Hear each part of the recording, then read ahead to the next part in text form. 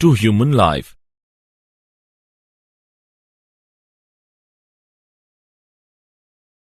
Objectives.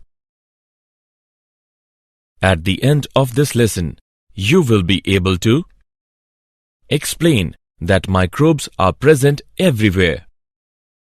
Explain products obtained from microbes at industrial level. Describe sewage treatment with the help of microbes. Explain the production of biogas with the help of microbes. Know microbes as biocontrol agents. Know microbes as biofertilizers.